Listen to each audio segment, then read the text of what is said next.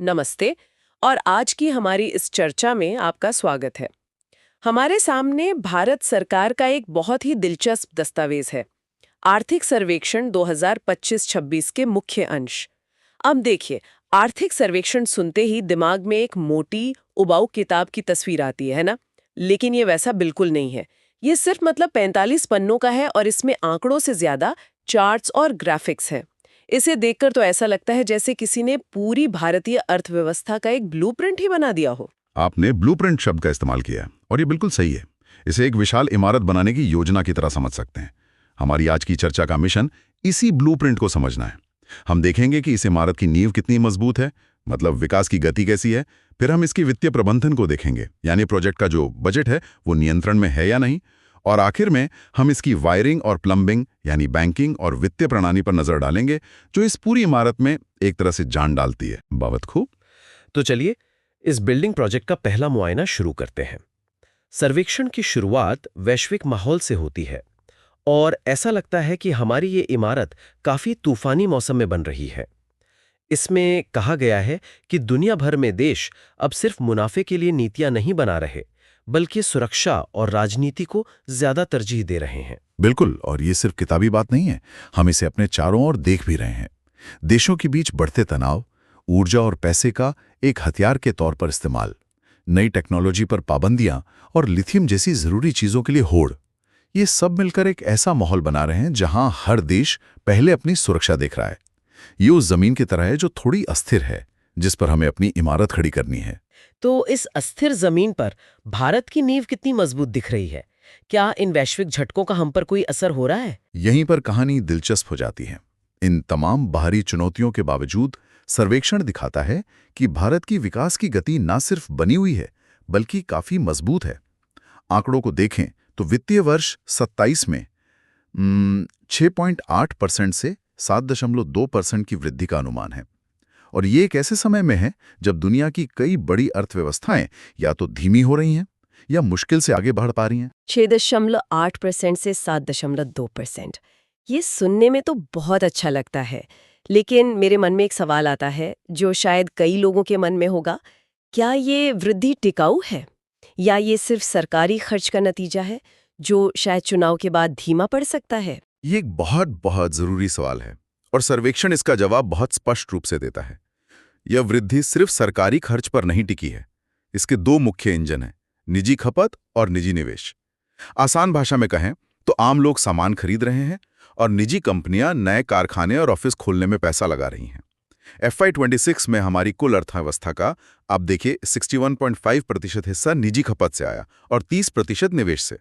ये दिखाता है कि अर्थव्यवस्था अंदर से मजबूत है। अच्छा, तो मतलब इसे बाहरी सहारे की ज्यादा जरूरत नहीं है। बिल्कुल। ठीक है, तो अर्थव्यवस्था के इंजन मजबूती से चल रहे हैं।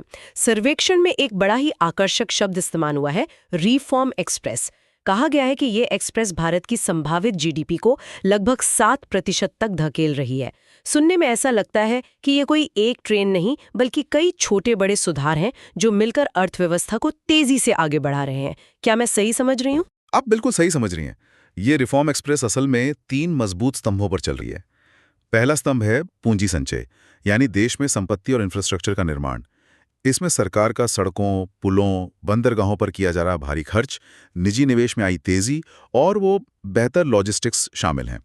जब देश में अच्छी सड़कें और बंदरगाह होते हैं तो सामान लाना ले जाना सस्ता और तेज हो जाता है। यानी यह इमारत की मजबूत दीवारें और ढांचा बनाने जैसा है। बिल्कुल। दूसरा स्तंभ है श्रम इनपुट। इसमें दो बातें हैं, ज्यादा से ज्यादा लोगों का संगठित क्षेत्र में आना जहां उन्हें बेहतर वेतन और सामाजिक सुरक्षा मिलती है, और दूसरा कौशल विकास पर ध्यान देना। जब आपके पास एक कुशल कार्यबल होता है तो उत्पादकता अपने आप बढ़ जाती है। और तीसरा स्तंभ, जो शायद सबसे दिलचस्प है, वो है कुल कारक उत्पादकता। ठीक है, बेहतर इंफ्रा और बेहतर लेबर, ये दोनों बातें समझ में आती हैं। लेकिन ये तीसरा स्तंभ, कुल कारक उत्पादकता, ये थोड़ा जादुई सा लगता है। ये असल में है क्या?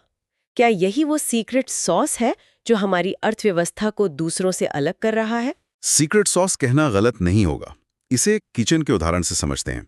मान लीजिए आपके पास वही सामग्री मतलब पूंजी और वही शेफ मतलब श्रम हैं जो पहले थे, लेकिन अब आपके पास एक नई बेहतर रेसिपी और कुछ स्मार्ट किचन गैजेट्स आ गए हैं। नतीजा, आप उसी सामग्री और मेहनत से पहले से कई ज्यादा और बेहतर खाना बना सकते हैं। यही कुल कारक उत्पादकता है। हमारी अर्थव्यवस्था में यूपीआई, ओएनडीसी जैसे डिजिटल इंफ्रास्ट्रक्चर और व्यापार के लिए नियमों का सरलीकरण वही नई रेसिपी और स्मार्ट गैजेट्स हैं जो हमारी दक्षता को कई गुना बढ़ा रहे हैं। तो एक मजबूत इमारत का ढांचा खड़ा हो रहा है, लेकिन एक अच्छी इमारत को बनाने और चलाने के लिए पैसों का सही हिसाब किताब भी जरूरी है। चलिए अब इस प्रोजेक्ट की अकाउंटिंग बुक देखते हैं। सर्वेक्षण इस बात पर जोर देता है कि एसएनपी और आरएनआई जापान जैसी बड़ी अंतर्राष्ट्रीय एजेंसियों ने 2025 में भारत की क्रेडिट रेटिंग को अपग्रेड किया है। आम आदमी के लिए इसका क्या मतलब है? इसका सीधा मतलब यह है कि दुनिया का भारत की आर्थिक स्थिरता पर भरोसा बढ़ा है। इसे ऐसे समझिए, जब आप बैंक से लोन लेने जाते हैं तो बैंक आपका सिविल स्कोर देखता है। करेक्ट। अच्छी रेटिंग का मतलब है कि दुनिया हमें एक भरोसेमंद उधारकर्ता के रूप में देख रही है जो अपना कर्ज समय पर चुका सकता है। इससे देश को कम ब्याज पर पैसा मिलता है और विदेशी निवेश भी आकर्षित होता है। और ये भरोसा किस आधार पर बढ़ा है? इसका सबसे बड़ा कारण है सरकार द्वारा पैसों का समझदारी से प्रबंधन, जिसे हम राजकोषीय घाटा कहते हैं। ये सरकार की कमाई और खर्च के बीच का अंतर है। दस्तावेज में एक चार्ट है जो दिखाता है कि FY21 में, जो महामारी का साल था, यह घाटा जीडीपी का 9.2% था। वहां से ये लगातार घटकर FY26 के बजट अनुमान में 4.4% पर आ गया है। लेकिन घाटे का कम होना तो ठीक है, पर कुछ आलोचक कह सकते हैं कि शायद सरकार जरूरी चीजों पर खर्च में कटौती कर रही है। ये एक वाजिब चिंता है और यहीं पर प्राथमिक घाटा की भूमिका आती है। ये कुल घाटे में से पुराने कर्जों पर दिए जाने वाले ब्याज को हटा देता है। ये बताता है कि आज की तारीख में सरकार अपनी कमाई से ज्यादा खर्च कर रही है या नहीं।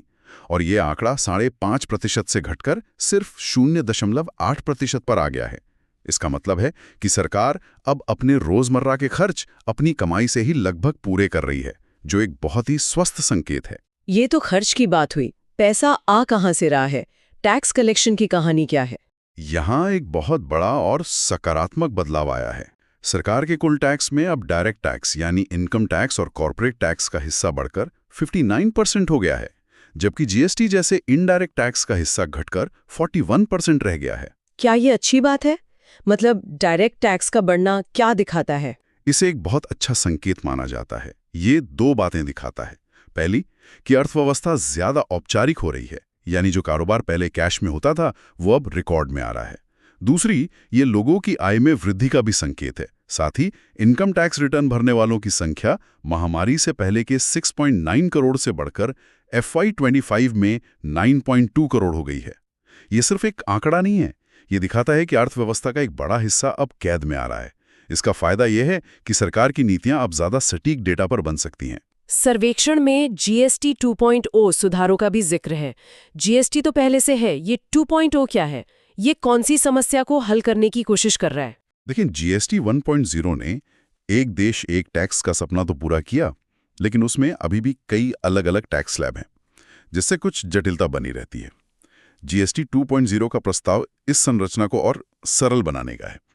इसमें मुख्य रूप से 2 दरें होंगी, 5% की मेरिट रेट जो बहुत ज़रूरी चीज़ों पर लगेगी, और 18% की स्टैंडर्ड रेट जो बाकी चीज़ों पर। इसका लक्ष्य है अनुपालन को आसान बनाना और खपत को बढ़ावा देना।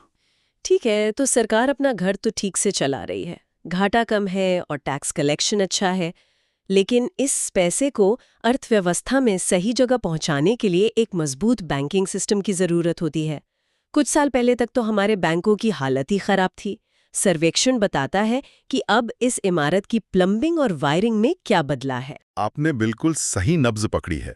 कुछ साल पहले तक हमारे बैंकों की जो पाइपलाइन थी वो डूबे हुए कर्ज यानी नॉन परफॉर्मिंग एसेट्स NPA से जाम हो गई थी।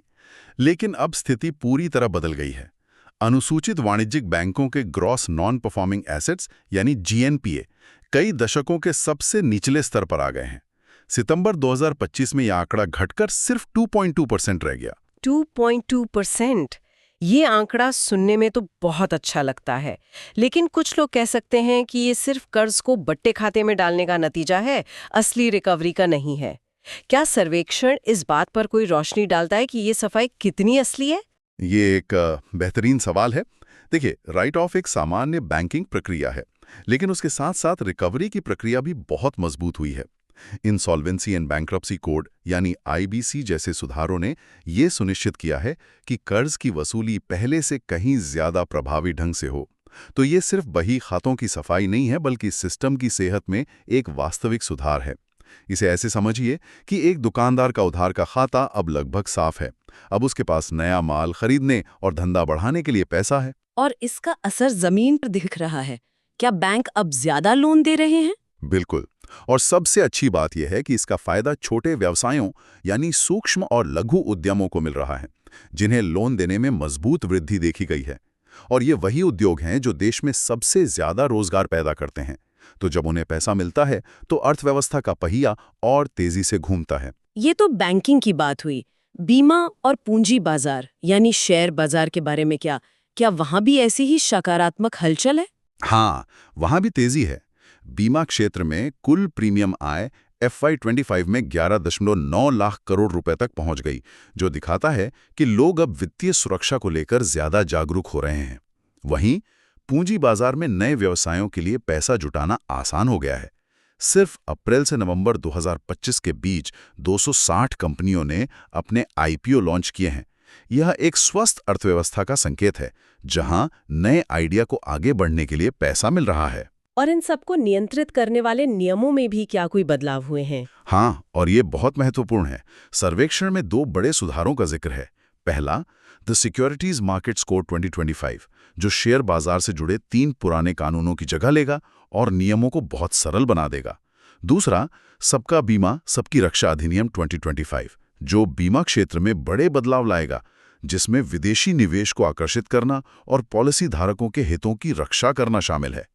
यह सब इस इमारत की वायरिंग को आधुनिक और सुरक्षित बनाने जैसा है, ताकि करंट सही जगह पर और बिना किसी शॉर्ट सर्किट के पहुंचे। तो अगर हम आज की चर्चा का सार निकालें, तो ये आर्थिक सर्वेक्षण एक ऐसी इमारत की तस्वीर पेश करता है जिसकी नींव यानी विकास मजबूत है, जिसका हिसाब किताब यानी वित्तीय प्रबंधन दुरुस्त है और जिसकी अंदरूनी वायरिंग और प्लम्बिंग यानी बैंकिंग प्रणाली को ठीक किया जा रहा है।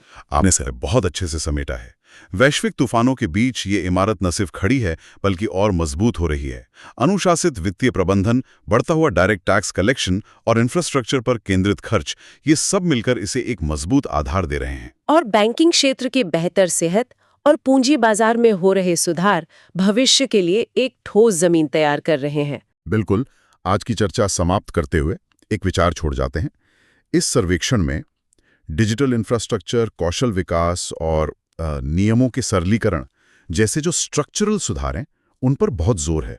ये सिर्फ ऊपरी बदलाव नहीं है, ये अर्थव्यवस्था की नींव को ही बदल रहे हैं। तो सोचने वाली बात यह है कि इस बदलती हुई नींव पर अगले 5-10 सालों में किस तरह के नए बिजनेस खड़े होंगे, और हम सबको व्यक्तिगत स्तर पर इस नई अर्थव्यवस्था में सफल होने के लिए कौन से नए स्किल्स सीखने की जरूरत पड़ेगी।